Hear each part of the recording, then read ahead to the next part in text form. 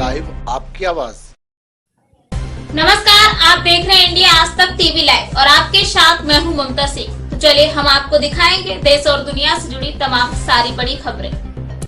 फरीदाबाद में दिनांक 13 मार्च 2022 को doctor Bhimrao Ambedkar education society Faridabad के द्वारा बौद्ध विहार सामुदायिक भवन में संचालित महिला कौशल विकास केंद्र में महिला जागरूकता कार्यक्रम एवं होली मिलन समारोह का आयोजन किया गया, जिसकी मुख्य अतिथि महिला एवं बाल कल्याण विकास विभाग के जिला कोऑर्डिनेटर पोषण श्रीमती गीतिका शंभरवाल थी।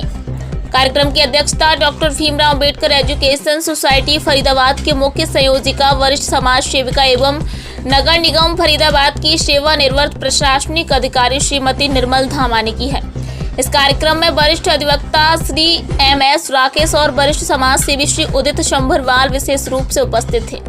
कार्यक्रम की शुरुआत देश के प्रथम कानून मंत्री भारत रत्न बाबा साहेब डॉक्टर भीमराव अंबेडकर जी के चित्र पर पुष्प अर्पित करके की गई, जिनके नाम से ये संस्था कार्य कर रही है। उन्होंने महिलाओं को आत्मनिर्भर और सशक्त तथा बराबरी के अधिकार देने के कानून बनाए हैं।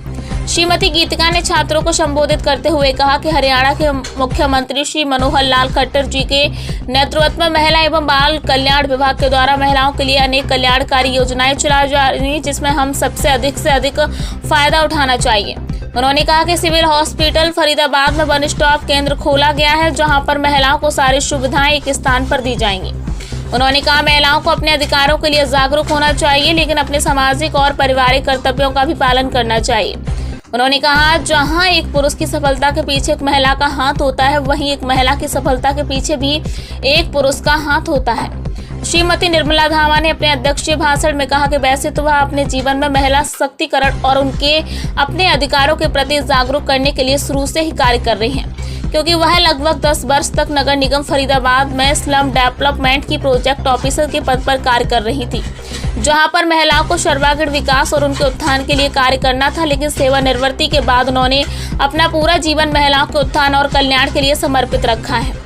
उन्होंने कहा कि संस्था भारत के प्रधानमंत्री श्री नरेंद्र मोदी जी की बेटी बचाओ बेटी पढ़ाओ और महिला कौशल विकास अभियान के प्रति समर्पित है। हरियाणा के मुख्यमंत्री श्री मनोहर लाल जी खट्टर के द्वारा प्रदेश में महिला एवं बाल विकास के लिए चलाई जा रही योजनाओं के माध्यम से महिला सशक्तिकरण के लिए कार्य कर रही हैं और अभी तक इस संस्था के द्वारा 1300 से अधिक महिलाएं एवं युवतियों को रोजगार परक प्रशिक्षण दिया जा चुका है। संस्था के टीचर पूजा व छात्राओं के द्वारा महिलाओं को सशक्तिकरण करने और सामाजिक बुराइयों को दूर करने के लिए नाटक, गीत और कविताओं के माध्यम से संदेश देते हुए रंगारंग कार्यक्रम प्रस्तुत किए गए। संस्था के चेयरमैन OP धामा ने सभी आए हुए मेहमानों का स्वागत करते हुए सभी बच्चों का धन्यवाद किया, जिनकी वजह से यह कार्यक्रम सफल हुआ और उन्हें होली की बधाई दी। उन्होंने कहा ये संस्था पिछले 25 वर्षों से महिलाओं, वंचितों तथा असहाय लोगों के सामाजिक, राजनैतिक, आर्थिक और शैक्षिक संवैधानिक अधिकारों के लिए कार्य कर रही है, लेकिन पिछले 10 वर्षों से महिलाओं को रोजगार परक शिक्षा देने के लिए कार्य कर रही है। उनके इस अभियान में सबसे ज्यादा योगदान हरियाणा के मुख्य सचिव श्री संजीव कौशल AS तथा प्रधान सचिव डॉक्टर D सुरेश IAS रहा, जिनका इस बौद्ध विहार सामुदायिक भवन के निर्माण और जीर्णोद्धार करने में विशेष भूमिका रही। इंडिया आज तक टीवी लाइव के लिए दिलीप कुमार की रिपोर्ट।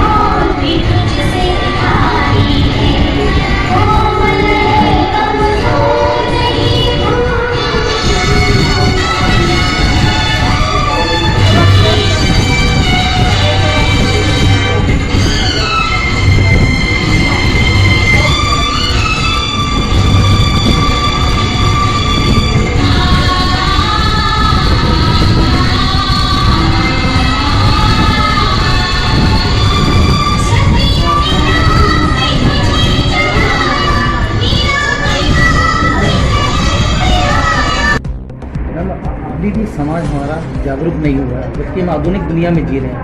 बहुत सारी ऐसी महिलाएं, खासकर सास या ननद की बात मैं कर रहा हूँ, वो अगर ब्याह के किसी बहू को, बेटी को लाते हैं तो उनकी कोख में वो किसी भी हालत में बेटी को जन्म नहीं देना चाहते। उन्हें क्या कहेंगे? सर देखिए, अब ये तो सोच की लड़ाई है। जागरूकता हम इसीलिए कर रहे हैं कि अगर सास और ननद ऐसा कर रही है तो उस केस में पति के ऊपर ज़्यादा रिस्पॉन्सिबिलिटी आती है कि वो साथ दे। बहुत से केसेस ऐसे होते हैं जहाँ पे पति, एक औरत जब आती है दूसरे घर से तो पति के सिर पे ही आती है, सास और ननद के सिर पे नहीं आती। तो जब पति का साथ होगा तो वो सास से भी लड़ जाएगी और ननद से भी लड़ जाएगी, और वहाँ मुझे लगता है कि एक पति की डबल रिस्पॉन्सिबिलिटी आ जाती है कि वो पत्नी की भी सुरक्षा करे और अपने बच्चे की भी, चाहे वो लड़का है चाहे लड़की, बच्चा तो उसी का है। अब इसी चीज़ को रखने के लिए हमारी एक योजना चलाई, जो भी मैंने बताया, प्रधानमंत्री मातृ वंदना योजना है, जिसमें हमारे प्रधानमंत्री जी ने जो चलाई है उसमें 5,000 रुपये हम देते हैं पहली गर्भावस्था में, चाहे वो लड़का हो चाहे लड़की। वो इसलिए दिया जाता है कि वो जो गर्भवती है वो किसी पे बोझ ना पड़े, तो वो खाना पीना, और वो सिर्फ और सिर्फ उस लेडी के अकाउंट में आएगा। अगर मान लीजिए वो मैं गर्भवती हूँ तो ना मेरे हस्बैंड के अकाउंट ले सकते हैं उसे, ना मेरी सास ले सकती है, सिर्फ मैं ही ले सकती हूँ, मैं ही निकालूंगी और मेरे लिए ही यूज होगा। और अब उसमें अमेंडमेंट ये किया है कि सेकंड बच्चे पे भी वो पैसा देंगे, लेकिन वो लड़की होनी चाहिए। अब सरकार इतना आपको सपोर्ट कर रही है और उसके रिटर्न में हम सपोर्ट ना करें तो फिर कहीं ना कहीं हमारी कमजोरी आ जाती है। इस योजना से कैसे जुड़ें, क्योंकि अभी भी बहुत सारे लोग जागरूक नहीं हैं। सर, इस योजना से जुड़ने के लिए आप अपने जितने भी पहली गर्भावस्था में, चाहे वो किसी भी कैटेगरी की फीमेल है, अपने नज़दीकी आंगनवाड़ी सेंटर जाए, वहाँ पे गर्भवती होते ही वहाँ पे अपना रजिस्ट्रेशन कराए तो वो हमारी बेनिफिशियरी बन जाएगी। तो अपने आप आंगनवाड़ी वर्कर उस लेडी का ध्यान रखेगी कि अगर वो टाइमली नहीं आती है रजिस्टर में, हमारे सेंटर में, तो वो जो हमारी हेल्पर है, जो आंगनवाड़ी हेल्पर है, वो उनके घर जाएगी और उन्हें बुलाएगी। और 8 और 22 हर महीने के 8 और 22 को CBE एक एक्टिविटी है जो हमारे आंगनवाड़ी सेंटर पे होती है, जहाँ पे जो गर्भवती महिलाएं हैं उनका हम गोद भराई करते हैं। अगर किसी की सास नहीं कर रही तो हम अपनी रिस्पॉन्सिबिलिटी लेते हैं।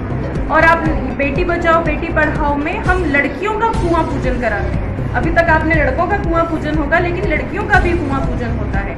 अब मैं आप भाई साहब से आपका भी नंबर लूँगी, तो अब नेक्स्ट जो भी कुआं पूजन होगा तो प्लीज़ आप उसमें ज़रूर आइएगा। तो क्योंकि आपके माध्यम से हम कार्य कर रहे हैं, लेकिन आपके माध्यम से जितनी जनता उनसे जुड़ पाएगी शायद ना जुड़ पाए। बहुत बहुत शुक्रिया। हमारे साथ क्या कहेंगे? आज के इस उपलक्ष्य में सबसे पहले तो मैं पूरे हरियाणा के वासियों को हार्दिक शुभकामनाएं होली की देना चाहती हूँ। ये कार्यक्रम वैसे तो 9 मार्च को बनाना था, लेकिन 9 मार्च में कुछ ऐसी व्यवस्था थी कि 9 मार्च में पलवल के अंदर जो है मुझे उन्होंने सम्मानित करना था, लेकिन वो उनके यहाँ कुछ ऐसी ट्रेजेडी होगी तो नहीं हो पाया। तो ये अपराध जो प्रोग्राम है ये होली मिलन के साथ साथ महिला जागृति कार्यक्रम के रूप में मनाया जा रहा है। और सबसे पहले मैं महिला जागृति कार्यक्रम और होली मिलन के उपलक्ष्य में सबको बधाई देती हूँ। और सबसे बधाई तो इस काम में ये भी है कि सबसे ज़्यादा तो है महिलाओं को पढ़ाई के ऊपर ध्यान देना चाहिए, आत्मनिर्भर के ऊपर ध्यान देना चाहिए, क्योंकि इस संस्था के द्वारा सभी महिलाओं को सिलाई कढ़ाई बुनाई कंप्यूटर पर्सनालिटी ऐसे डेवलप की जाती है, ऐसी शिक्षा दी जाती है ताकि आत्मनिर्भर बन के अपना और अपने परिवार का लालन पालन ठीक से कर सकें, अपने पति के साथ कंधे से कंधा मिला के काम कर पाएँ। देखिए होली तो हर साल आती है, लेकिन हर साल में अगर हमारा एक भी सपना साकार हो गया तो मैं ये मानती हूँ कि हमारी होली सफल होगी। मेरा ये संदेश है कि संस्था के माध्यम से हम ज़्यादा से ज़्यादा महिलाओं के ऊपर बेटी बचाओ बेटी पढ़ाओ के ऊपर कार्यक्रम करें और वो संस्था हमारी इस कार्यक्रम को आगे बढ़ा दें।